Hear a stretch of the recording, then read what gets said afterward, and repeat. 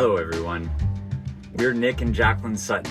We're traveling YouTubers from the channel Destination Now, and today we're excited to visit the Tucson Gem and Mineral Show 2022 to discover why people are getting enthusiastic about gems and minerals. Hi, it's a pleasure to meet Jacqueline and Nick, and we're at the Tucson Gem Show 2022. And I'm Nick Hodgson, and I have a company called astrogems.com and another one called frequencybangles.com, and this particular show is about presenting heartsforlove.com. While wandering around the exhibits, we struck up a conversation with Nick Hodgson at his booth, who has over 40 years experience studying and working with gems. And what's a better way to learn about gems than from an expert in the field? Regarding the subculture of crystal healing and the subject thereof around that whole science, or quasi-science as it's called, and I take a very different spin on it. I've been doing full-time 40 years. I've had Astrogems, and I listen very reverently and carefully to the people who I consider to be past authorities on the subject of regarding energy control, energy influence. And there's this amazing book, best book I've ever read in my life, and many people say the same thing, called Autobiography of a Yogi by Paramahansa Yogananda. And in that book there's a chapter 16, called Outwitting the Stars. And I use that as a foundation to the logic of the science and how to put science together on how certain metals and certain crystals and gems can mitigate or nullify the negative influence of past actions. And essentially, I love Nikola Tesla's quote where he says, everything in the universe is frequency. And if you study anything on quantum physics, everything is waveform. Frequency, same difference. Radiation, same difference. And what the Himalayan rishis or yogis that became masters all correlated is that when we live in this planet of waveform, there's an electromagnetic influence, attracting one type of person to another of similar attraction, like attracts like. But the key theme, which every student should be taught in college and school, is the theory of resonance. And that's key to everything. Now, a lot of people will look at astrology and it's and I don't blame them. I thought very little of astrology when I studied Western astrology, but in Vedic astrology, where the original astrology came from before it traveled through the Middle East to Europe and got very changed, they explain that every planet has a magnetosphere, and because the planets in our solar system are sitting in a vacuum of space, zero resistance. So you've got Jupiter 350 million miles away, rotating, and gas planet, but it's emitting a electromagnetic radiation from its magnetosphere through space, which has no resistance. So in fact, we're very close to it. Now, so you've got this massive electromagnetic being, as it were, and then that Nick, the photographer in front of me, his body is the wheelbarrow, the donkey, of the electricity that's running through your vein. Without electricity, you're horizontal on the ground, you're dead. All electricity has frequency. So if the planets are moving in a way, and they have no interest in you, they don't care about you, they're indifferent, they don't know you exist necessarily, but they have a waveform that might resonate with something you've done in the past. My brain is only a receiver. In the universe, there is a core from which we obtain knowledge, strength, and inspiration. And this is what Yogananda explained. And I have to bring up their names because I'm a nobody compared to the greatness of these incredibly accomplished yogis. And they say that everything you do, say, think, is recorded in your being. When you die, it goes with you to the astral. When you're born, it comes back. And at some point in time, there's a predestined return of karma for whatever you've done or thought or acted out. However, the universe needs to give you a resonance to trigger the return. And that's what the planets do. And so the moon, the sun, they all have different characteristics. They represent different qualities. Jupiter, for instance, has a yellow vibration in it, on the electromagnetic spectrum, and that's joy and laughter and spirituality and expansiveness. The moon might be feeling, and often with people, when I look at their charts and I see they've got a debilitated moon, they're miserable. They don't have a happiness threshold in their thinking. You know, or they suffer, they amplify things out of proportion. They have more anxiety than they should. They're not as detached as they should be. So every planet, like I have a very strong Mars, okay? So I love athletics, competition, the game, you know, because I'm a natural fighter in a sense. Not aggression fighter, but just the challenge. So you have all these interesting characteristics with people that have. Now I'll give an example. Say somebody comes to me and they're introverted and they're shy maybe, and they're not bold in their thinking, they're kind of withdrawn, and maybe they procrastinate a bit. Very, very crudely speaking, that would be considered possibly a weak sun. I mean, you verify it by looking at their chart. And so what they need is more red in their aura. They need more red vibration, waveform, to supplement their electromagnetic body. And so you've got to remember that your cells are electronic. Chemicals have dramatic limitations. The huge pharmaceutical industry doesn't want you to know this because they want to bombard you with chemicals when we're electrical. And when your electrical system goes out of sync, that's when you are more likely to get cancer. You can have somebody who's incredibly healthy, eating perfectly, positive attitude, bam, they get cancer because it's predestined from a past matrix of resonance. And the doctors are completely non-metaphysical. They don't understand the karmic equation. Now, thankfully, there are some wonderful frequency healing modalities being introduced scientifically. One of them is pulsed electromagnetic therapy. Even essential oils have a very good influence. Drugs are greatly overused, whether they're illegal or legal. They generally have a toxic influence. And if they're recreational, they generally have an intoxicating influence. You know, the same difference, really. When a gemstone or a certain type of metal, like I sell pure silver chains, which are quite extraordinary, and it's touching your skin, Sri Teshwar in the autobiography Yogi explained it, they only work if they touch the skin. Now, it might be inspiring and beautiful to have a lovely quartz crystal on a mantelpiece in your home, and I'm not belittling that at all. Mother Nature is drop dead gorgeous. But it's not mitigating your karma. When you wear, I'll show you this. These are from, this particular bangle is called a frequency bangle. Maybe this one will be best.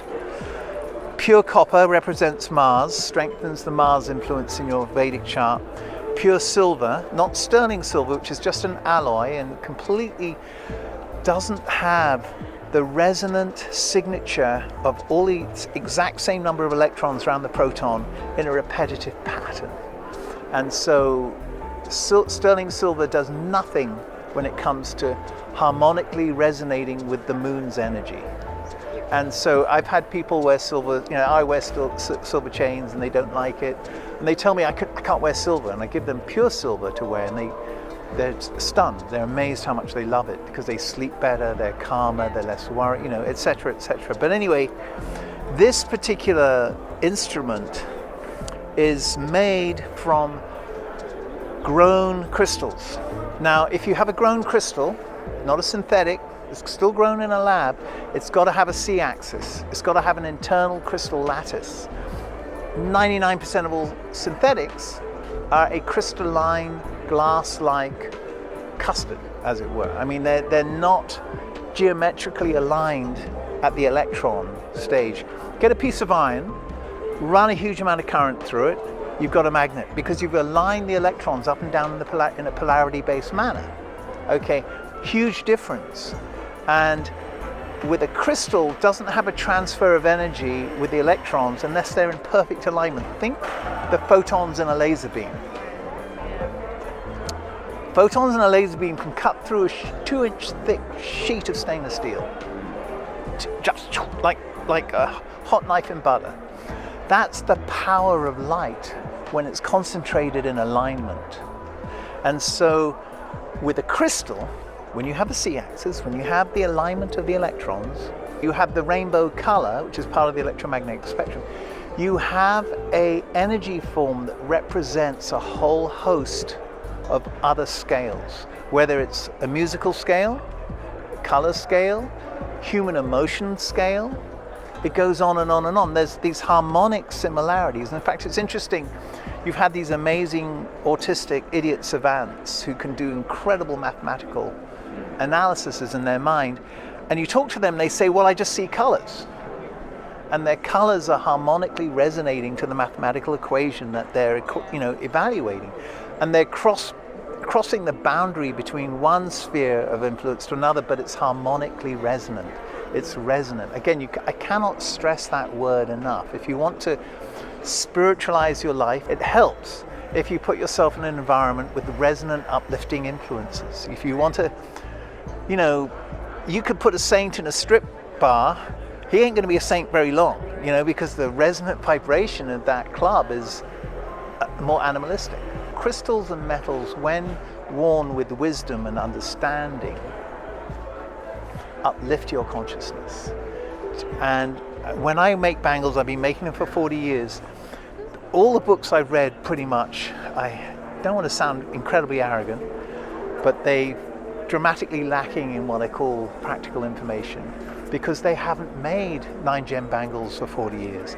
And when I make a bangle, I listen to the testimonial feedback of the individual and make sure it endorses the practice, and if it doesn't, you keep changing the system. It's key that not only does the gem touch the skin, but it has a wide surface contact area. You see how the gems touch the skin on the inside? The next key thing, apart from wide skin surface contact, is it's got to be as close as possible to the brain. And people wear them on their hands, and it's got to travel all the way up the dense, dead arm and get to the brain. Well, there's too much conduction of other energy. The physical body gets in the way. Gems have limitations. They're subtle. You've got to get it as close to the brain as you can.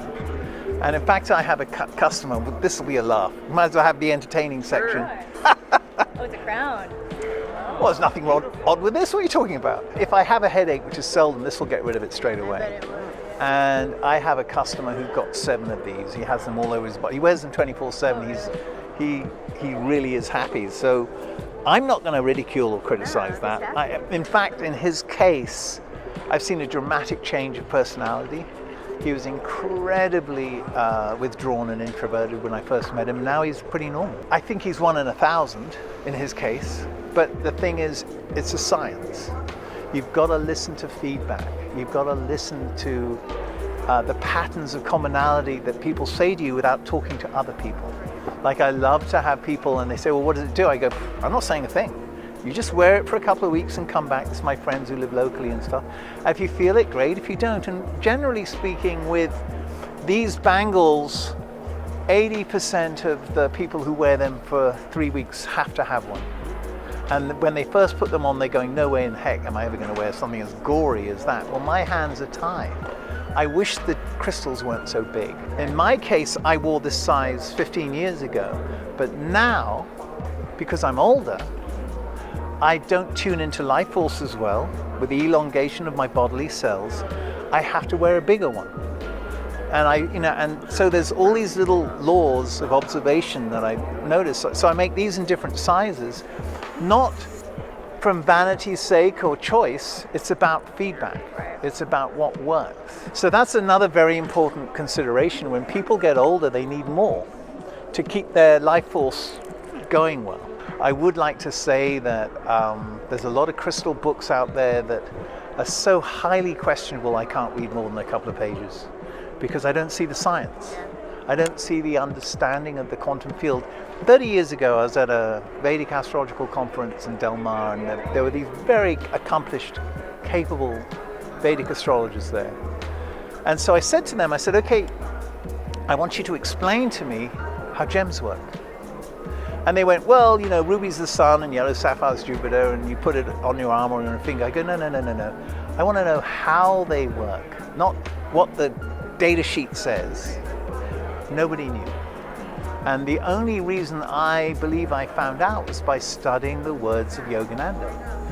And he wrote like 15 books, and he said that the healing of the future, he said this in the 1930s, and he predicted a lot of things that have already come true about America.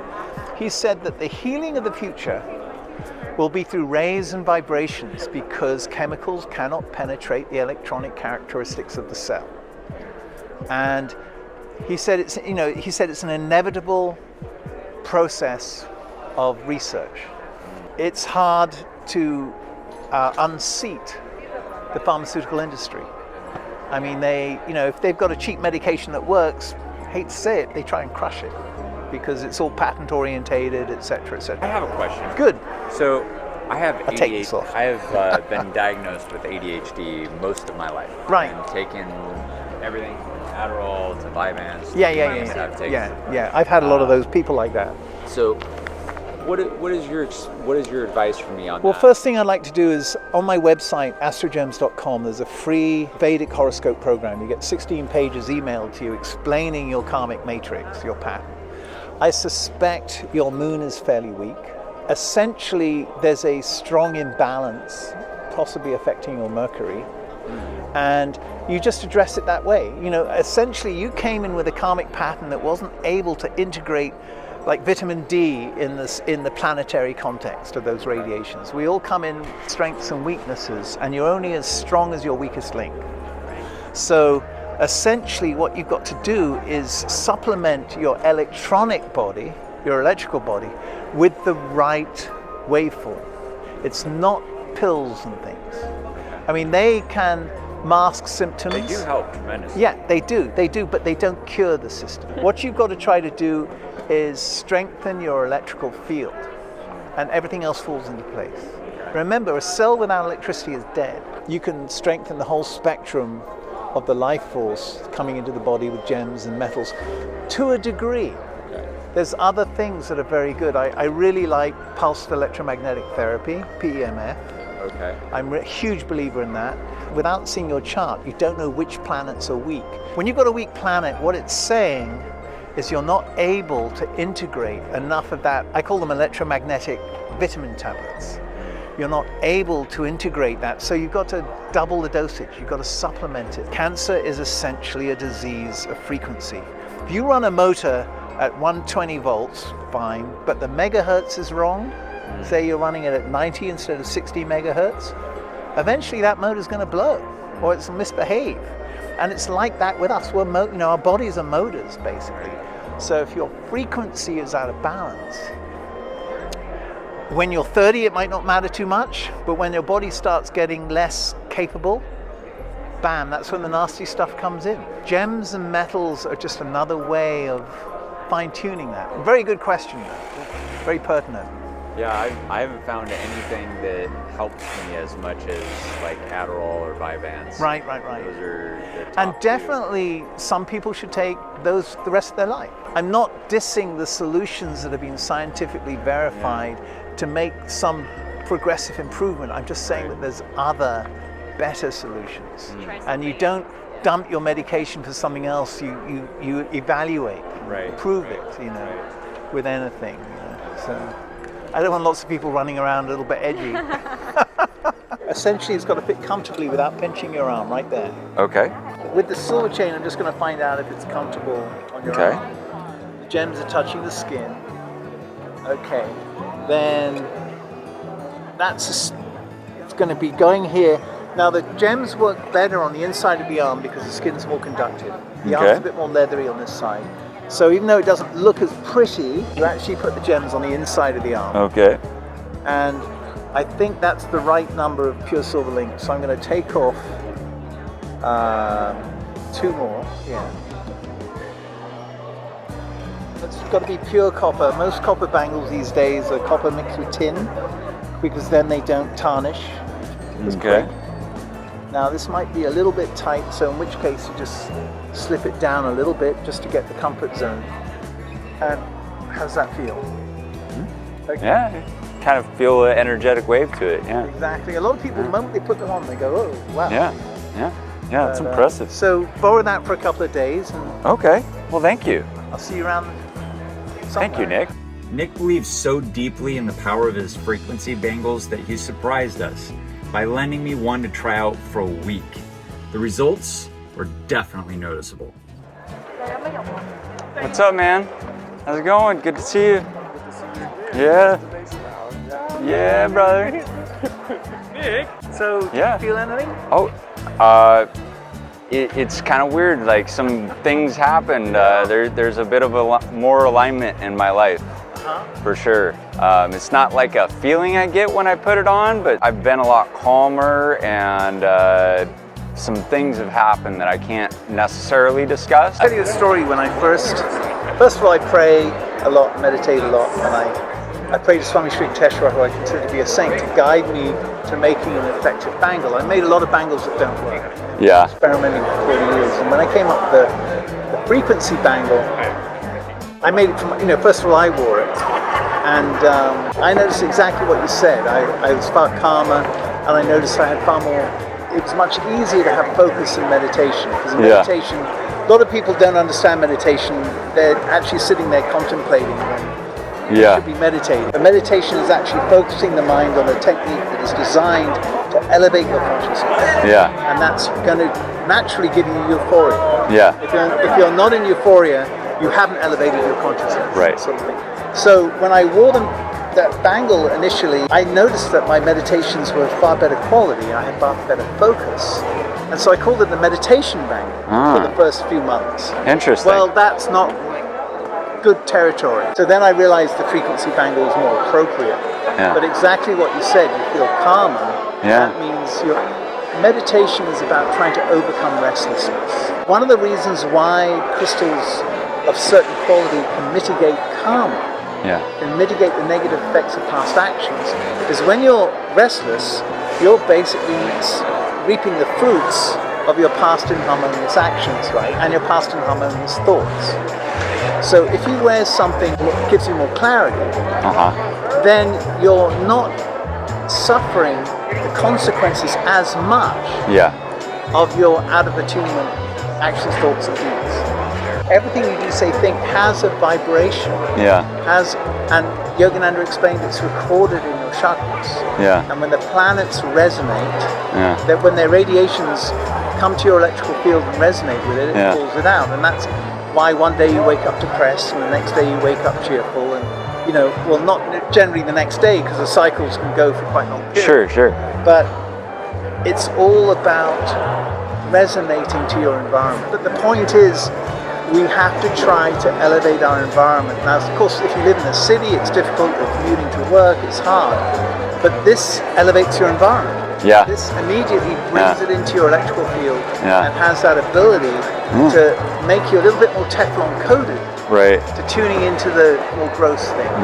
The biggest problem I have a little bit in trying to convince people of how amazing these guys are. And I've had people commonly come to my house and I go, you should try the silver chain. I said, Nick, I don't like silver, never wear silver. I said, well, you never have worn silver. You always wore an alloy. I said, just put it on. And they put it on, they go, oh my God, wow. They actually feel it immediately. And so I just thought, for fun, what I want to do is I want to have you just wear the one I wear. No, you're not wearing it yet. It's got to touch the skin. Excuse me while I manhandle you. The brain is ground central. That's where most of the karma happens. Everything that happens to us isn't really our karma. It's how we react to it. And that's something that a lot of people totally don't understand. It's how you react to life that is your karma. And if you can change your reaction by strengthening the weaknesses in your waveform field, in your waveform pattern, things don't bother you as much. That's especially in silver, represents the moon. It has the same harmonic waveform as the radiations from the moon. That's what the rishis explain. Copper has a similar harmonic waveform as Mars, which is why it's the athlete. And I have to say, I do feel a little elevated right now. Oh, careful now. You might be promoting me. Hey. So many people say it, but you've got to have the sufficient weight. Again, like I said in the earlier talk, the physical body gets in the way of the influence of the gems and metals. If you have a petite body, you can wear a 1 ounce chain. If you're like 170 pounds, 75 pounds plus, you've got to wear a 3 ounce chain. You know, and so that's for maximum efficiency. You've got to find that sweet room. Like what I do is I get 100 people, and I have them all wear something the same, and they don't know each other. They don't compare notes. And then you analyze the commonality, because consciousness measures consciousness. That it's not something you can do in a lab where you go, oh, it goes red or it goes yellow. You're talking to people. And that's how you've got to independently, in a double-blind manner, hear their reactions, and you get commonality of descriptions. Then you know, oh, okay, this is the direction. Thanks for joining our discussion today. If you're interested in finding out more about frequency bangles, we suggest you begin by taking your free Vedic horoscope and planetary gem analysis at astrogems.com. Thanks for watching.